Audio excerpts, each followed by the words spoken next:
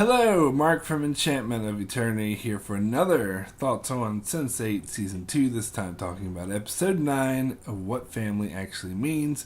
So as always, this video will feature spoilers up to this episode, but not beyond the episode.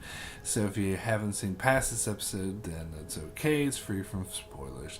So yeah, I like this episode better. This was good. I don't think it's like a great episode or whatever, but it was interesting. Now the story's starting to pick up. It does have me interesting for the next two episodes. And actually, this episode wasn't plot heavy, but it still manages to be good, and that just goes to show you it's not that, because before I was complaining that we didn't get enough of the plot pushing forward, but this episode did little to push the plot forward, but it was still really good, really powerful episode. So it just goes to show that it can be interesting. If it doesn't have to focus on the plot to be interesting, but some of these other storylines are just not interesting and sort of bogged down. It's interesting that we didn't get any Wolfgang in this episode and very little Kala, and I liked it. So I don't know, maybe I just don't like those characters very much. But most of the episode focused on Nomi and her sister's wedding, and I liked it. I thought the whole thing was great. I thought the sequence was amazing. It started off with her parents being dicks to her, and she talking about stupid shit that other people at the wedding are saying, and then we see that guy she has to walk down the aisle with being a total asshole, so she has to go through all this shit, and then she makes a speech, which of course is very touching, very great speech, although it was a big concern because parents said that she was worried that she'd make her sister's wedding all about her. And that seemed like exactly what she was doing, because the speech was ultimately about her. But then she did go to focus more on her sister and how she's a great sister. But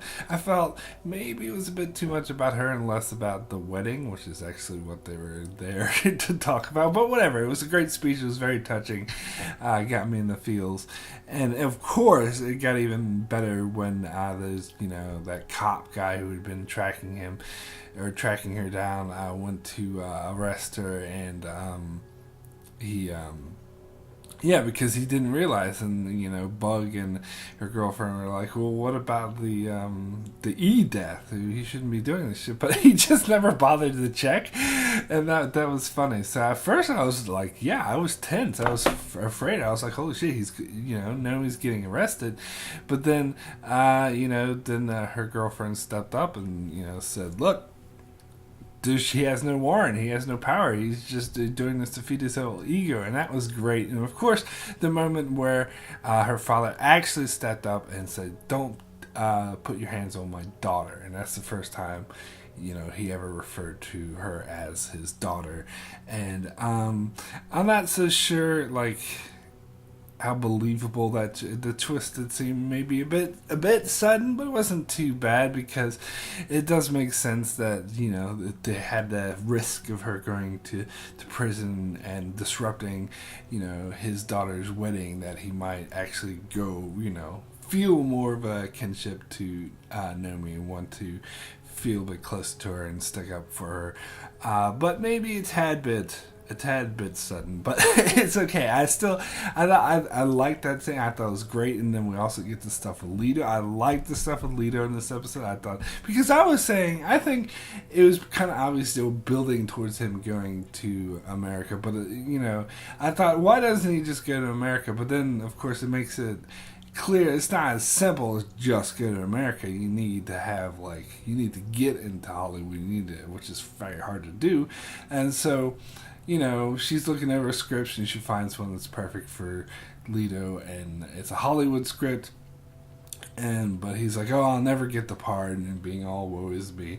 And then she does this really fancy thing, oh my god, and talking on two phones at once in order to get him an audition. That was pretty cool. I liked that scene. That was great. And I guess maybe she's going to become his agent now. Maybe he doesn't really need these asshole agencies that are just going to toss him aside. So maybe that's what they're building towards. And I think if he does, And I think this is sort of building towards him getting in Hollywood. If he does get in Hollywood, then I'm sure he'll find an audience there, a niche there, and a support system there that isn't going to discriminate against him. So I think it will be helpful if that's what they're going for. So even though this had nothing to do with the plot, I liked it. I thought it was interesting. But then we did get stuff that did have to do with the plot, with Riley finding out more and Will finding out more about Mr. Whispers. Yeah, I mean, I'm still a tad bit confused by this thing, but it was interesting. And then, of course, the big thing is when Will's father died, and that was touching.